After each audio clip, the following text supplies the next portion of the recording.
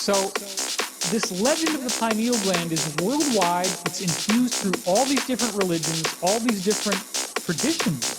Keep showing us the same thing. Now, how does this actually work inside the brain? The trick to understanding the pineal gland is to realize it's not just a chunk of flesh. It's mostly hollow. And inside that hollow area is water floating around. Then, the interior tissue that the water is connected to has little cells that are called pinealocytes. And the pinealocytes appear to be almost exactly the same as the rods and cones in the retina of the eye. In the book, I have hardcore mainstream science studies, one after another, analyzing these pinealocytes, saying that they look like the rods and cones in the retina, and breaking it down as well, because it turns out that the pineal gland is wired into the visual cortex of the brain, just like the eyeball. They actually call it a phototransduction cascade. So what's the big deal with the water? I mean, if you have this retina inside your mind, it's wired up like an eye, it has retinal tissue, what the heck is it looking at? Well, it appears that there's crystals in the water. And then darkness activates some sort of electromagnetic shield around that water, which then allows it to open itself to the source field. So, when you get this electromagnetic activity, and I'm going to explain all this as we go on, the electromagnetic activity as your pineal gland fires up, you'll feel this pressure, this buzzing sensation like a tone or an acceleration in your head. You read books about people doing out-of-body work, it's often said that they have this sudden cracking sound in their head as they go out of body. A very loud, something like that. Sorry, that's really loud.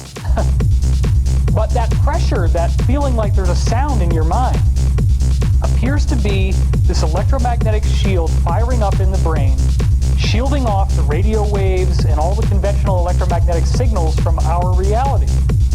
And without those signals getting in the way, the source field can bleed its way through. And in that source field, time is non-local. Remember, I said the source field creates space, time, matter, energy, and biology. So when you go into the source field, you have three-dimensional time. Time is no longer local, it's no longer linear, it's non-local and non-linear. You can jump around in time. And that's a discussion I got into in 2012 Enigma, and it's a discussion that I go into great detail about in the book with amazing, voluminous new information about this three-dimensional parallel reality that intersperses with our own reality all the time. Water appears to be the key. The water that's floating in the pineal gland is one of the main things that is able to flip-flop back and forth from our reality to a parallel reality. And I explain how that flip-flopping is possible in the book. And we're going to do it throughout this weekend in the conference that you guys are here to see. then this inner retina is recording visual images that are coming in from whatever this water is doing. That seems to be the mechanism. Water is shielded off, and that automatically happens when you go to sleep. Every time you go to sleep, that pineal gland fires up, and then you actually have dreams which appear to be in a whole other reality. I have multiple studies in the book showing people having shared dreaming realities, clear examples time and again that the place that you go when you're remote viewing or when you're out of body or when you're dreaming is a real place. Also the place of ghosts. Ghosts or apparitions. There's a case of somebody that Raymond Moody talks about dying in the operating room, visiting their loved ones out of body. The loved one actually sees them as a ghost. They have a conversation. The person is then resuscitated, and they both remember the same conversation.